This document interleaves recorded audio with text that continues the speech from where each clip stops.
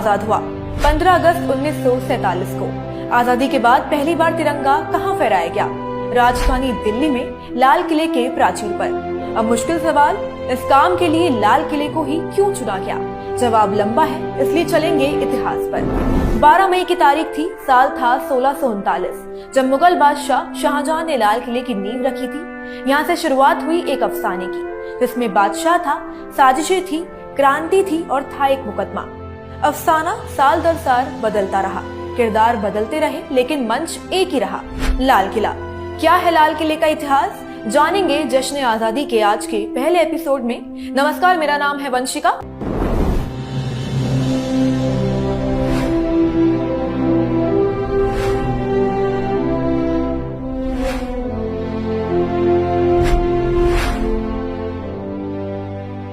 देश आजादी का अमृत महोत्सव 15 अगस्त को मनाएगा और 15 अगस्त इंडिपेंडेंस डे के दिन प्रधानमंत्री नरेंद्र मोदी फिर एक बार दिल्ली के लाल किले से झंडा फहराएंगे। स्वतंत्रता दिवस के मौके पर आजादी के बाद से ही लाल किले पर झंडा फहराने की परंपरा रही है और इसी किले की प्राचीर से प्रधानमंत्री हमेशा से संबोधन देते हुए आए हैं। इस परंपरा के साथ ही सभी के मन में एक सवाल जरूर आता है, आखिर लाल किले पर ही तिरंगा क्यों फहराया जाता है और आजादी के जश्न के लिए आखिर लाल किले को ही क्यों चुना गया? आइए आज इसी पर चर्चा करते हैं।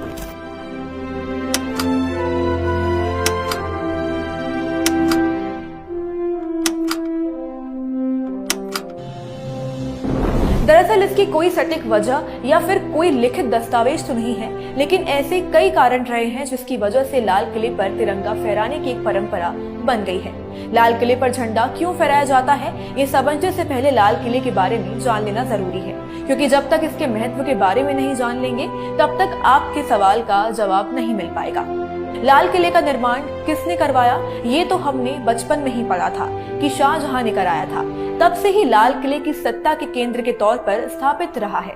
साल 1639 से साल 1649 के दौरान मुगल बादशाह शाहजहां ने दिल्ली में लाल किले का निर्माण करवाया था। दिल्ली के केंद्र में यमुना के किनारे बना यह किला सत्ता का मुख्य केंद्र रहा है। जब भी आक्रमणकारियों ने दिल्ली पर हमले किए तो लाल किले को ही उनके निशाने पर रखा गया। 17वीं और 18वीं शताब्दी में मराठाओं के हमले या अन्य हमलों में भी इस किले ने महत्वपूर्ण भूमिका निभाई है। 19वीं सदी में भी यही हालत बरकरार रहे। सन 1857 में पहले स्वतंत्रता संग्राम के केंद्र में भी यही तरह से लाल किले में ही था। साल 1639 से साल 1649 के दौरान मुगल बादशाह शाहजहां ने दिल्ली में लाल किले का निर्माण करवाया था। दिल्ली के केंद्र में यमुना के किनारे बना यह किला सत्ता का मुख्य केंद्र रहा है। जब भी आक्रमणकारियों ने दिल्ली पर हमले किए तो लाल किले को ही उनके निशाने पर रखा गया। 17वीं और 18वीं शताब्दी में मराठाओं के हमले या अन्य हमलों में भी इस किले ने महत्वपूर्ण भूमिका निभाई है। 19वीं सदी में भी यह हालत बरकरार रही। सन 1857 में पहले स्वतंत्रता संग्राम के केंद्र में भी एक तरह से लाल किले में ही था। महान क्रांतिकारी नेताजी सुभाष चंद्र बोस ने साल 1940 में बहादुर शाह जफर की समाधि पर रंगून जाकर श्रद्धांजलि दी और दिल्ली चलो का नारा भी दिया। इस नारे को दिया जाना देश की राजधानी पर जाकर अपनी ताकत दिखाने जैसा था। दिल्ली की सत्ता का केंद्र भी उस वक्त लाल किला ही हुआ करता था। और आपको बता दें, आखिर में जब साल 1947 में देश आजाद हुआ तो प्रधानमंत्री जवाहरलाल नेहरू ने लाल किले पर तिरंगा फहराया और इसी की प्राचीर से देश को संबोधित किया। इसे एक बार फिर से लाल किले रेड फोर्ट को सत्ता के केंद्र के रूप में स्थापित करने के तौर पर देखा गया। राजनीति में प्रतीकों का बड़ा महत्व होता है।